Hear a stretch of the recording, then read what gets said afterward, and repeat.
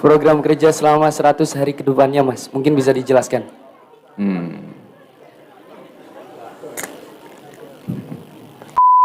Mengusahakan santri juga bisa memiliki kompetensi yang dibutuhkan untuk industri. Itu kira-kira Bapak merancangnya rencananya akan seperti apa? Apakah mau mengusahakan untuk menyatukan kembali pelajaran umum dan pelajaran agama seperti yang diusahakan oleh Buya kami, disetarakan gitu. Jadi kami juga belajar pelajaran umum tuh ada yang asalnya dari kitab juga seperti ilmu umron atau seperti apa? Apakah Bapak punya rencana sendiri untuk menyatukan dua materi tersebut untuk bagi kami para santri? Baik, segitu saja. Terima kasih, Pak. Assalamualaikum warahmatullahi wabarakatuh. Alhamdulillahirabbil alamin. Mudah-mudahan kita diberikan kesehatan oleh Allah Subhanahu wa taala. Amin amin ya rabbal alamin. Kali ini sebuah kunjungan Mas Gibran kepada Abuya luar biasa. Dan ternyata di sini Mas Gibran itu mendapatkan beberapa pertanyaan dari santri putra dan santri putri. Penasaran dengan jawaban beliau? Nah, mari kita simak videonya. Pertemuan dan wejangan dari Abuya kepada Mas Gibran. Bismillahirrahmanirrahim. Alhamdulillahi rabbil alamin. Wassalatu wassalamu ala sayyidina wa maulana Muhammad asyrafil anbiya'i wa khatamil mursalin wa ala alihi wa sahbihi ajma'in. Nah, di sini tamu kita ini Mas Gibran. Insya Allah kita doakan mudah-mudahan Allah memberikan jalan yang kemudahan untuk menuju cita-citanya dengan syarat ibtigha amardhatillah. Niatnya mencari ridho Allah, mengabdi kepada bangsa dan negara dan rakyat. Tidak ada kepentingan untuk memperkaya diri. Kalau memperkaya diri bukan jabatan, bisnis dong. Kalau ada orang ingin kaya apa? Bisnis. Bukan jadi lurah, bukan jadi camat, bukan jadi bupati. Ingin kaya, bisnis. Bukan tempatnya cari kayaan, jabatan itu. Jabatan atau amanah merupakan tanggung jawab, mas'uliyah, responsibility. Ya, minal jami' lil jami'. Tanggung jawab seluruh bangsa Indonesia di tangan pemimpinnya. Bukan cari kekayaan, bukan. Kalau cari kaya di bisnis, bukan di jabatan. Gitu ya. Kalau jabatan adalah amanah, apa? Mudah-mudahan kalau nanti Mas Gibran diberi kemenangan membawa maslahat, manfaat ala barakatillah untuk bangsa Indonesia. Syukron, terima kasih. Monggo panjenengan ngendikan datang bocah-bocah niki sanawiyah aliyah nih, sanawiyah aliyah SMP SMA. Sambil nanti tanya jawab dengan santri. Harapan santri apa atau mungkin barangkali ada tanya jawab dengan para santri. Baik, langsung saja kita dengarkan bersama Mas Gibran Raka Buming Raka. Kepadanya dihaturkan.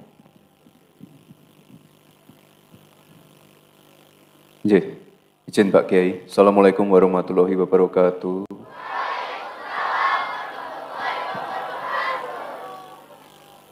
Yang saya hormati Pak Kiai, para pengurus pondok, para gus-gus, para tokoh-tokoh agama, tokoh-tokoh masyarakat, adik-adik santri, sehat semua ya.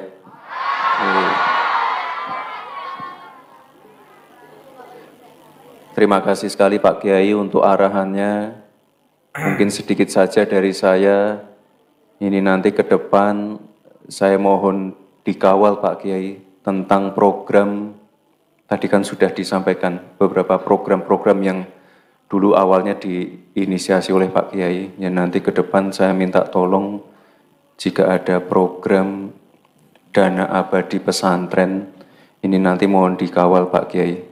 Kita kan sering bicara masalah bagaimana kita nanti ingin menuju Indonesia emas. Otomatis yang disiapkan ya generasi emasnya, generasi milenial, generasi Z, santri-santrinya.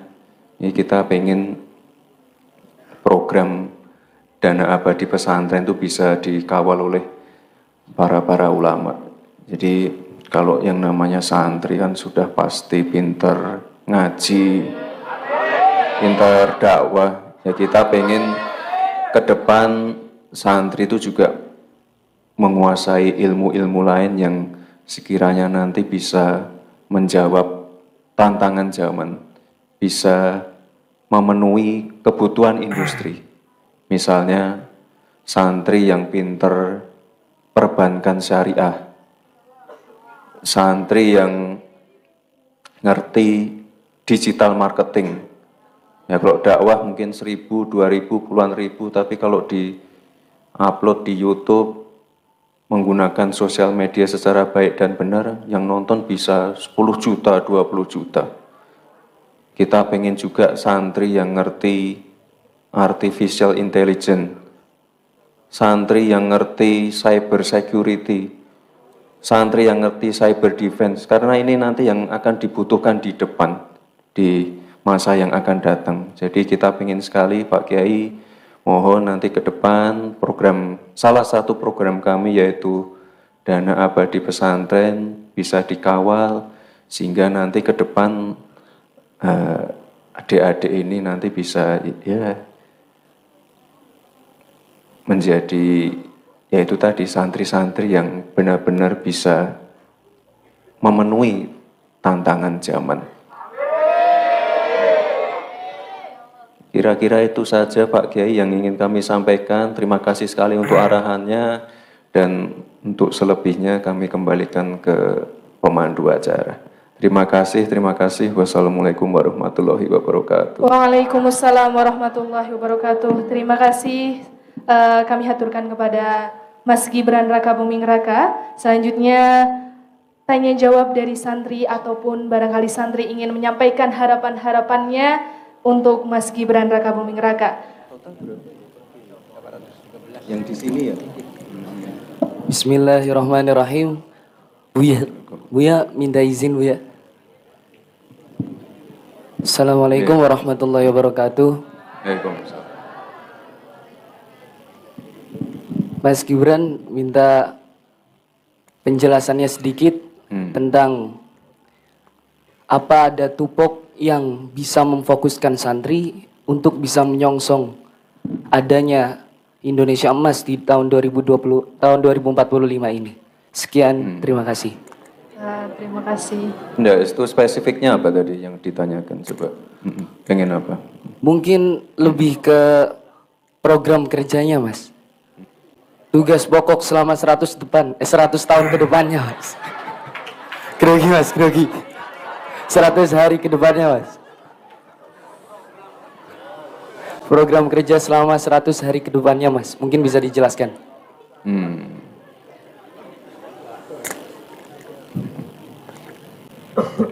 Itu tadi kan sudah saya jelaskan hal-hal yang relevan dengan para santri ya. Dana abadi pesantren. Lalu bagaimana santri-santri bisa memiliki ilmu yang bisa diterima industri. Karena kami ini melihat SMK sama yang di pesantren kadang-kadang antara kebutuhan industri dan apa yang dipelajari tidak matching. Nah kan kita ke depan pengen santri-santri itu tadi yang saya sebutkan, ngerti perbankan syariah, punya jiwa entrepreneurship dengan memanfaatkan e-commerce, ngerti AI, ngerti machine learning, ngerti cyber security. Itu yang ke depan akan kami dorong. Makanya misalnya tadi sore kami mengenalkan juga program, mohon izin Pak Kiai, makan siang gratis dan susu gratis. Karena kan kita pengen, ya sekali lagi, untuk menuju Indonesia emas kan otomatis harus nyiapin generasi emasnya juga. Jangan ada yang stunting, jangan ada anak-anak kelaparan, jangan ada anak-anak yang tidak fokus ketika di dalam kelas karena kelaparan. Nah, ini nanti itu yang akan menjadi fokus kami. Kalau sekarang kan infrastruktur kan sudah terbangun semua, kereta cepat, jalan tol, bandara-bandara, bendungan, smelter, banyak sekali yang sudah terbangun. Sekarang yang perlu dibangun itu non-fisiknya. Adik-adik semua ini loh, SDM-nya yang perlu ditingkatkan. Makanya nanti ke depan yang menjadi fokus kami peningkatan SDM. Kita pastikan tidak ada yang lapar, kita pastikan apa yang dipelajari itu sesuai dengan perkembangan zaman. Itu sudah cukup menjawab. 100 hari kerja ya, quick win. Salah satunya itu ya, yang relevan dengan para santri. Tadi kan Pak Kiai kan udah mengenalkan masalah hari santri, undang-undang pesantren. Mungkin ke depan perlu ditingkatkan ke tingkat dirjen ya Pak Kiai mungkin ya. Nah itu Pak Kiai setuju ya. Dah itu berarti sama saja, itu perintah itu untuk saya. Nggih, itu nggih. Terima kasih, terima kasih. Ya, Yang sini belum. langsung saja ke santri putri, 2 penanya terakhir. Bismillahirrahmanirrahim. Mohon izin Bu ya. Assalamualaikum warahmatullahi wabarakatuh. Nama saya Najwa dari kelas 11. Saya mau bertanya tentang perencana persiapan untuk bonus demografi tahun 2045 masa kepemimpinan Indonesia. Tadi saya mendengar penjelasan Bapak, saya menangkap kalau Bapak menekankan pada bidang bisnis dan teknologi. Nah, tapi bagaimana dengan bidang agraria, pertanian dan perdagangan? Maksudnya di zaman dulu kan kita terkenal dengan beras sekarang. Sekarang kita malah ngimpor dari Thailand. Dan banyak masyarakat kita yang kekurangan beras. Kemudian Anda juga bilang untuk mengarahkan anak yang bisa ini ke bidang ini, anak bisa ke bidang itu. Bagaimana dengan nasib anak yang bahkan tidak bisa menempuh pendidikan sekolah karena entah terpaksa menikah muda, terutama untuk anak perempuan seperti kami, atau anak yang kurang mampu begitu. Kemudian untuk mengusahakan santri juga bisa memiliki kompetensi yang dibutuhkan untuk industri. Itu kira-kira Bapak merancangnya rencananya akan seperti apa? Apakah mau mengusahakan untuk menyatukan kembali pelajaran umum dan pelajaran agama seperti yang diusahakan oleh Buya kami, disetarakan gitu. Jadi kami juga belajar pelajaran umum tuh ada yang asalnya dari kitab juga seperti ilmu umron atau seperti apa? Apakah Bapak punya rencana sendiri untuk menyatukan 2 materi tersebut untuk bagi kami para santri? Baik, segitu saja Rikan. Terima kasih Pak. Ini bagus banget, pertanyaannya teknis.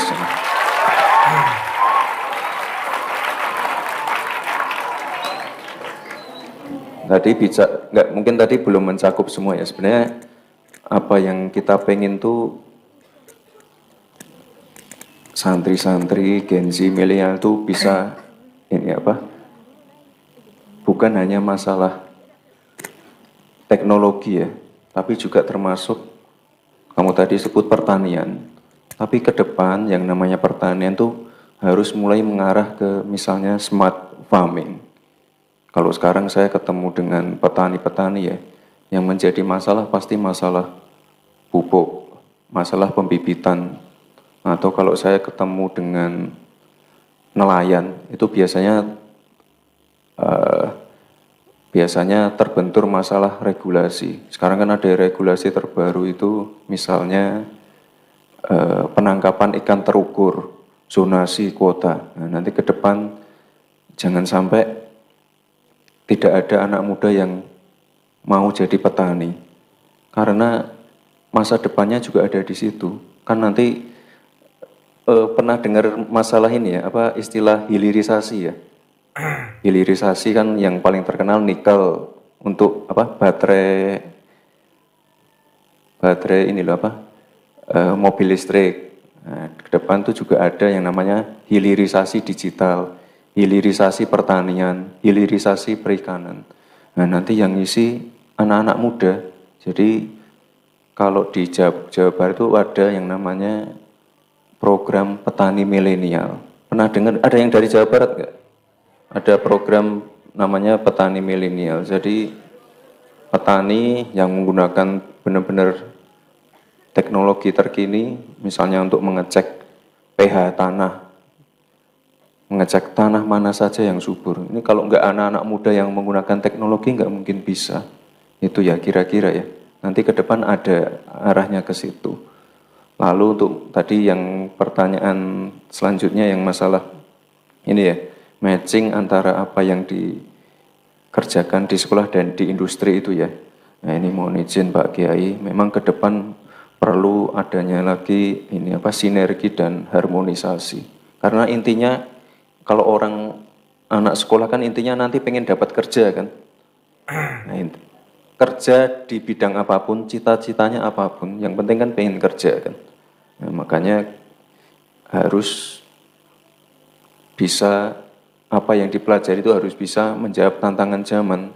Jangan sampai apa yang dipelajari di sekolah, komputer yang dipakai di sekolah ketika nanti di dunia kerja speknya beda. Hal simpel seperti itu. Jadi apa yang dipelajari di sekolah itu juga kepake di dunia kerja. Jadi kalau selesai sekolah tidak perlu lagi ikut-ikut pelatihan atau ikut kursus-kursus lagi. Jadi kita pengen setelah lulus itu mohon maaf ya Kiai siap kerja, siap diterima di industri. Ya ini makanya nanti ke depan perlu kerjasama dengan pelaku industri juga.